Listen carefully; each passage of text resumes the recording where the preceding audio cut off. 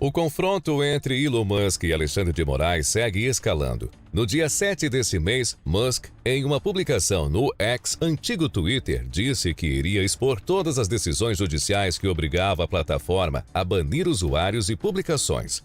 Muitos acharam que era apenas um bluff, mas no dia 17, o Congresso americano divulgou um documento com 541 páginas que mostra as decisões judiciais até então sigilosas.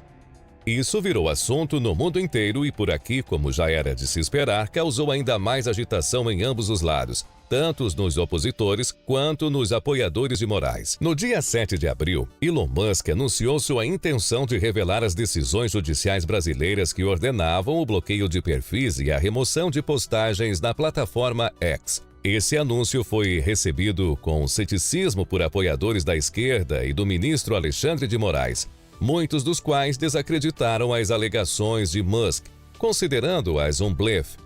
Por outro lado, indivíduos cujos perfis haviam sido suspensos na plataforma acolheram a notícia como uma esperança, pois se comprovada a censura, eles poderiam ter suas contas reativadas.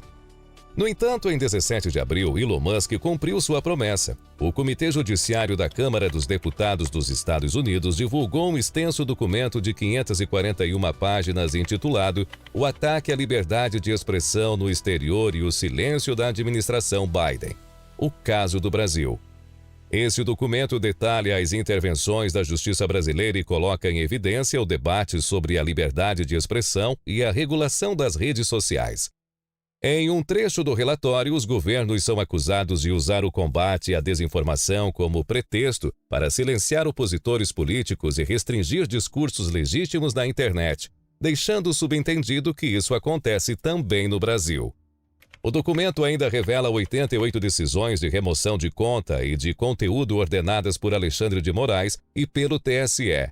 Até então, essas decisões eram sigilosas. O que chamou a atenção de muitas pessoas que leram o documento é que, em alguns casos, foram revelados apenas os ofícios com a ordem de derrubada das contas ou conteúdo, sem as respectivas decisões judiciais fundamentadas, explicando o porquê do pedido de remoção. Então ficou o questionamento: Moraes enviava apenas o ofício ao X ou também a decisão na íntegra, fundamentando a decisão? No dia 18, ou seja, no dia posterior à divulgação dos documentos, o Supremo Tribunal Federal esclareceu que o material tornado público pela Câmara dos Estados Unidos trazia apenas os ofícios enviados às plataformas, orientando o cumprimento das decisões, e não as decisões fundamentadas em si. E disse que todas as decisões tomadas pelo STF são fundamentadas como prevê a Constituição e as partes, as pessoas afetadas, têm acesso à fundamentação. Porém, Deltan Dallagnol, que foi o procurador da Operação Lava Jato e também deputado até ser cassado pelo TSE, levantou dúvidas sobre se esses ofícios expedidos por Moraes eram legais. Isso porque, segundo ele, os próprios ofícios com ordens de derrubada total de contas em diversas redes sociais parecem ter uma ilegalidade flagrante. O Marco Civil da Internet, em seu artigo 19, prevê que as decisões judiciais só podem derrubar o conteúdo considerado ilegal, não havendo previsão para a derrubada da conta inteira, o que obviamente viola o direito fundamental à liberdade de expressão e caracteriza censura. Em sua publicação, Deltan ainda faz outras ressalvas sobre o caso. Essa postagem, bem como todas as fontes e dados apresentados aqui, estarão na descrição do vídeo.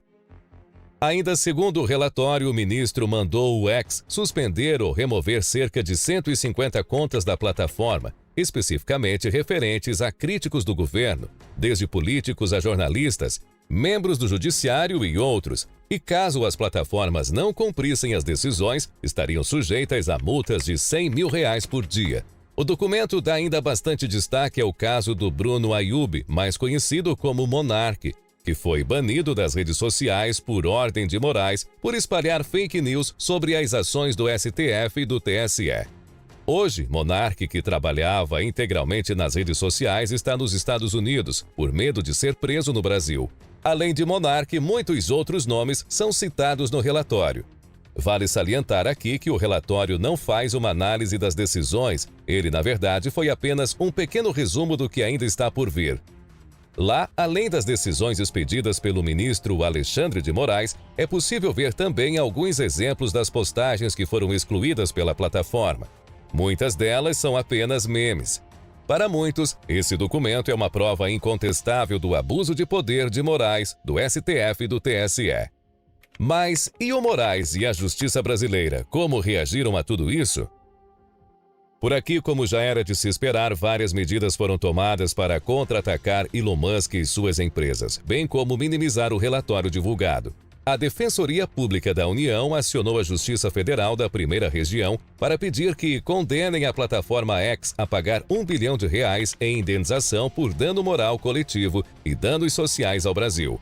A ação diz que, ao afrontar as decisões do Supremo Tribunal Federal, a ação de Musk e da X não apenas desrespeita a autoridade judiciária, mas também coloca em xeque a soberania do Estado brasileiro, atentando contra a dignidade das instituições que a Constituição se propõe a proteger. Além disso, segundo o jornal Gazeta do Povo, o ministro-chefe da Advocacia Geral da União, Jorge Bessias, indicou ao ministro Alexandre de Moraes que o órgão estuda pedir à Justiça a suspensão das atividades da rede social X, ou até mesmo a dissolução da empresa no Brasil, caso se comprove que ela prejudicou investigações que tramitam no Supremo Tribunal Federal, STF, e no Tribunal Superior Eleitoral, TSE.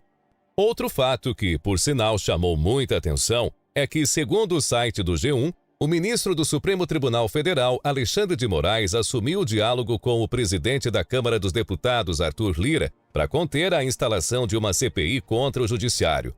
O que para muitos comprova uma preocupação do ministro em relação às acusações feitas pelo Elon Musk. Quem também deu sua opinião sobre o caso foi o Ciro Gomes, que obviamente atacou as decisões do STF, mas também não poupou críticas duras a Musk. Em um trecho de sua publicação, ele disse: Elon Musk é coisa muito ruim, muito perigosa para o mundo. Ele não tem o menor apreço pela democracia, muito menos por liberdade de expressão. É um mané ganhão de dinheiro com uma goela monstruosa de ambição pelo poder. Agora, sejamos humildes, burro não é.